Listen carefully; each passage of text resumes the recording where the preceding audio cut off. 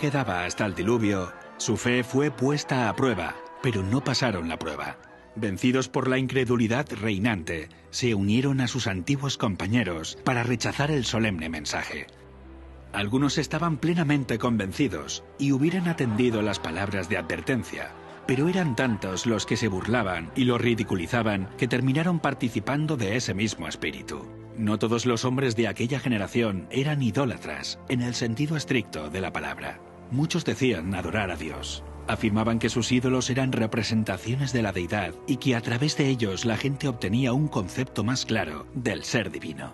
Al tratar de representar a Dios mediante objetos materiales, cegaron sus mentes respecto a la majestad y el poder del Creador. Dejaron de ver la santidad de su carácter y la naturaleza sagrada e inmutable de sus requisitos.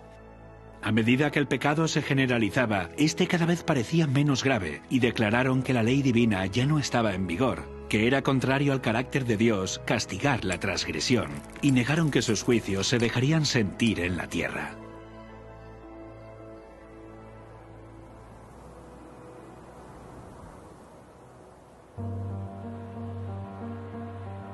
Si aquella generación hubiese cumplido la ley divina, los hombres habrían reconocido la voz de Dios en la advertencia de su siervo.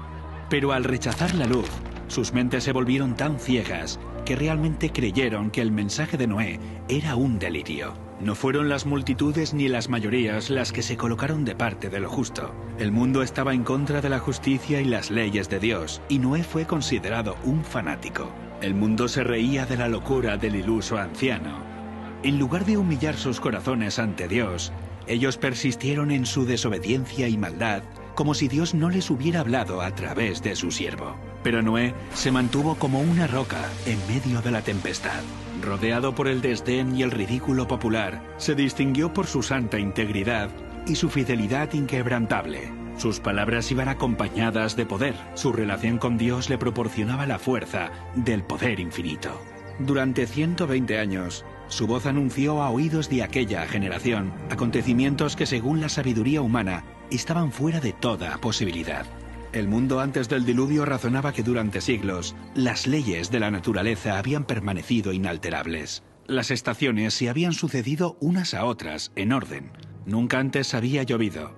La tierra se había regado por una niebla o rocío. Pero con su obstinada resistencia a los reproches de la conciencia, aquella generación llenó la copa de su iniquidad y maduró para la destrucción.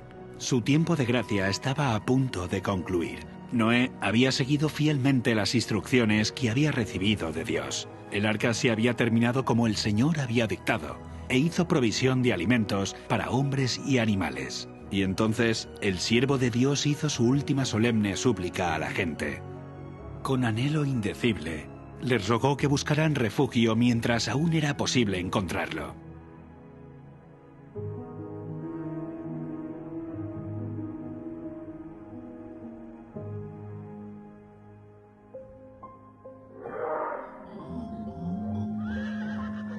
Animales de todo tipo, desde los más feroces hasta los más mansos, se veían venir desde las montañas y los bosques y dirigirse tranquilamente hacia el arca.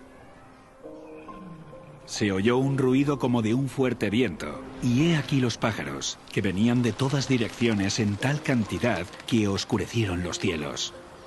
Entraban en el arca en perfecto orden. Los animales obedecían a Dios, mientras que los hombres no lo hacían. Guiados por santos ángeles, de dos en dos entraron con Noé en el arca, macho y hembra, como mandó Dios a Noé, y los animales limpios, de 7 en 7. El mundo contemplaba maravillado, algunos hasta tenían miedo. Llamaron a los filósofos para que explicaran aquel extraño suceso, pero fue en vano. Era un misterio que no podían comprender. Dios ordenó a Noé: «Entra tú y toda tu casa en el arca, porque a ti he visto justo delante de mí en esta generación». El mundo había rechazado las advertencias de Noé, pero su influencia y ejemplo habían sido una bendición para su familia. Como recompensa a su fidelidad e integridad, Dios salvó con él a todos los miembros de su familia.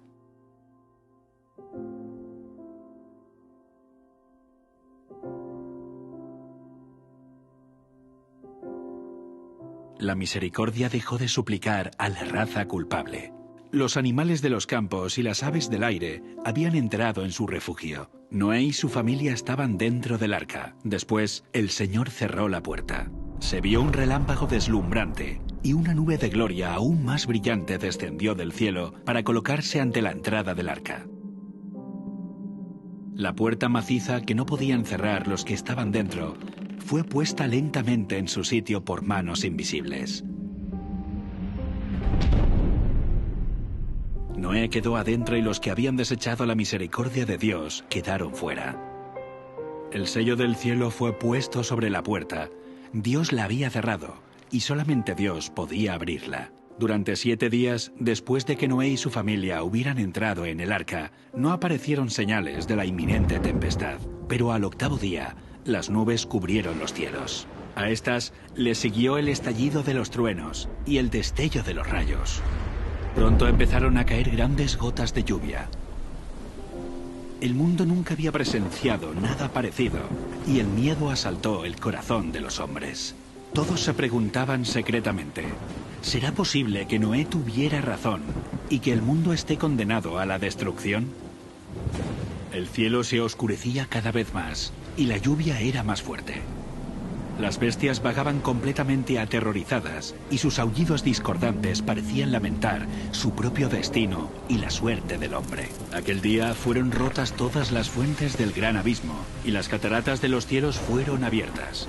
El agua se veía caer de las nubes como enormes cataratas. Los ríos se desbordaron de sus cauces e inundaron los valles. Torrentes de aguas brotaban de la tierra con fuerza indescriptible, arrojando al aire a decenas de metros rocas macizas que al caer se enterraban profundamente en el suelo. Los altares donde habían ofrecido sacrificios humanos fueron destruidos y los idólatras temblaron ante el poder del Dios vivo y comprendieron que la causa de su ruina fue su corrupción e idolatría. A medida que la violencia de la tempestad aumentaba, árboles, edificios, rocas y tierra fueron lanzados en todas direcciones. El terror de los hombres y los animales era indescriptible.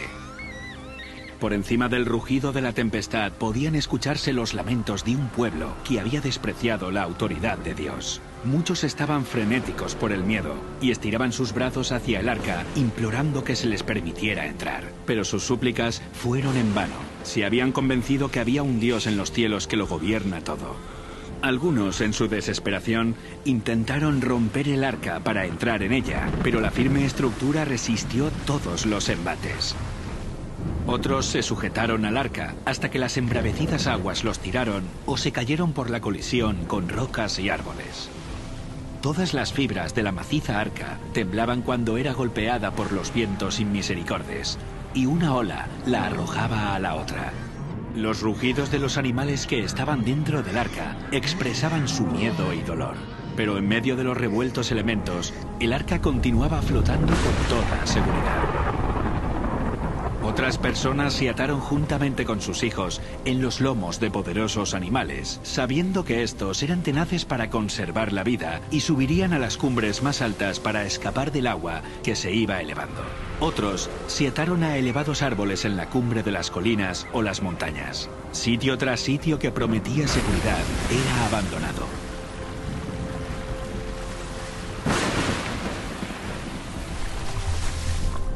A medida que las aguas subían más y más, la gente huía a las elevadas montañas en busca de refugio.